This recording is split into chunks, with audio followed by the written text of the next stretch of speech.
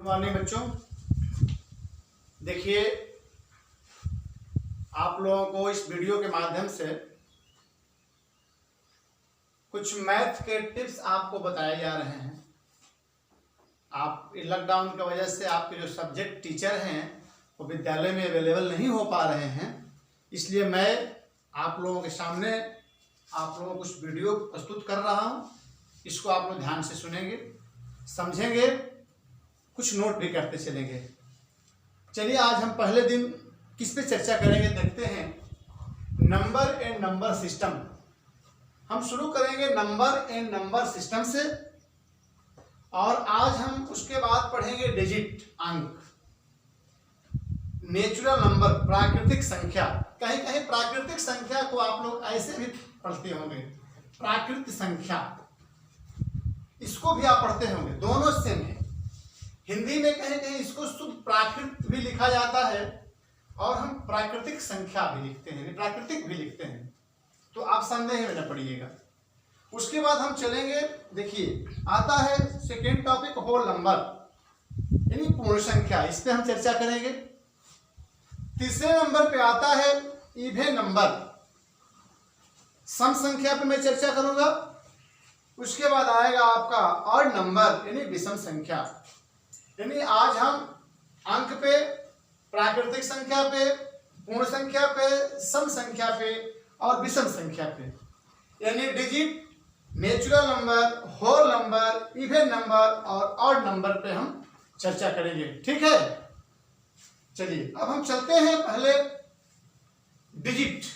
कहाँ चलते हैं? डिजिट पे चलते हैं, यानी अंक पे चलते हैं।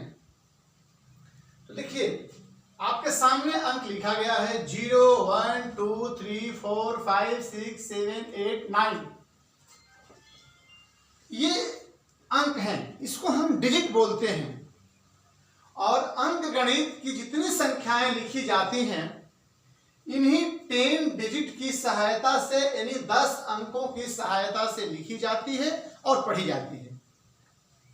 इसमें आता है 0 1 2 3 4 5 6 7 8 9, यानी हिंदी में हम कहते हैं 1 2 3 4 5 6 7 8 9।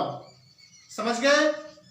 0 से 9 तक ये 10 डिजिट होते हैं और इन्हीं 10 डिजिट की संख्या से, सहायता से अंक गणित की यानी अर्थमेटिक्स की जितने नंबर लिखे जाते हैं, इसी अंक की सहायता से लिखे जाते हैं।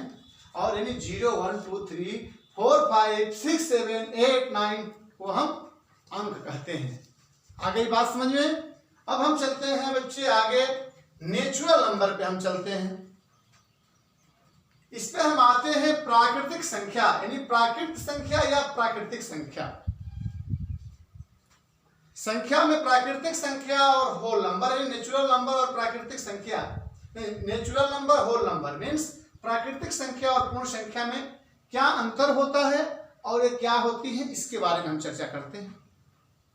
प्राकृतिक संख्या 0 1 2 3 यानी नेचुरल नंबर को हम प्राकृतिक संख्या कहते हैं। प्राकृतिक संख्या कहते किसको हैं? तो साधारण शब्दों में गिनने की संख्या को ही हम प्राकृतिक संख्या कहते हैं। जैसे 1 2 3 4 5 6, यानी जो हम गिनते हैं, काउंट करते हैं, उसको हम प्राकृतिक संख्या कहते हैं। उसके बाद हम आते हैं पूर्ण संख्या यानी होल नंबर। होल नंबर्स पे आते हैं, पूर्ण संख्याएं पे आते हैं। पूर्ण संख्या क्या है? तो प्राकृतिक संख्या के आगे हम 0 को सम्मिलित कर देते हैं। चलिए बोलिए। प्राकृतिक संख्या से पहले हम 0 को सम्मिलित कर देते हैं, तो वो संख्याएं जो है कि पूर्ण संख्या हो जाती है। यानी 0 1 2 3 4 5 6 7 जो संख्या हो जाएगी वो आपको पूर्ण संख्या हो जाएगी। कुछ इसमें आपको हम बताएंगे प्राकृतिक संख्या और पूर्ण संख्या पे। जैसे कोई आपसे पूछता है कि क्या सभी प्राकृतिक संख्या पूर्ण संख्या होती हैं, तो आप बोलेंगे कि हाँ, जितनी प्राकृतिक संख्या होगी, यानी जितने नेचुरल नंबर्स होंगे वो पूरी की पूरी संख्या होल नंबर्स होती है, यानी पूर्ण संख्या होती है। क्या पूरी पूर्ण संख्या प्राकृतिक संख्या होती है? तो नहीं, पूरी पूर्ण संख्या प्राकृतिक संख्या नहीं होती है, लेकिन जितनी संख्या प्राकृतिक होगी वो सभी पूर्ण संख्या होती है। सबसे बड़ी प्राकृतिक संख्या लिखी नहीं जा सकती है। सबसे छोटी प्राकृतिक संख्या 1 है और सबसे छोटी पूर्ण संख्या 0 है। समझ गए? अब प्राकृतिक संख्या पूर्ण संख्या में कोई दिक्कत? हम फिर चलते हैं, उसके बाद इसको हम मिटा देते हैं बेटा।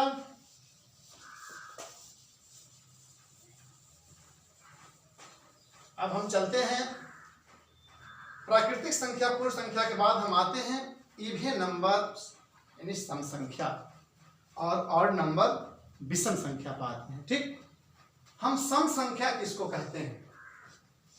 जो संख्या 2 से डिवाइड करने पे पूरी पूरी विभाजित हो जाती है उसको हम सम संख्या कहते हैं। यानी 2 से जब हम भाग देते हैं तो वह संख्या पूरा पूरा बराबर बराबर भागों में विभाजित हो जाए, उसको हम सम संख्या कहेंगे। और सम संख्या की पहचान क्या है? सम संख्या के वंश के स्थान पे अगर 1 डिजिट से अधिक संख्या है तो सम संख्या को हम पहचानते हैं कि उसके वंश का स्थान पर 0 होगा, 2 होगा, 4 होगा, 6 होगा, 8 होगा। अगर वंश के स्थान पर 0, 2, 4, 6 और 8 अगर है तो वो संख्या 2 से कट भी जाएगी और वो संख्या क्या होगी? सम संख्या होगी। उसको हम सम संख्या बोलते हैं। उसके बाद हम चलते हैं विषम संख्या यानी ऑड नंबर्स। विषम संख्याएं क्या हैं? तो विषम संख्या के वंश के स्थान पर 1 आता है, पहले सुन लीजिए, 3 1 आता है, 3 आता है। इससे पहले आप लोग समझ लीजिए विषम संख्या यानी ऑड नंबर, जो संख्या 2 से पूरी पूरी विभाजित नहीं होती है उसको हम विषम संख्या कहते हैं। वो संख्या की पहचान क्या है?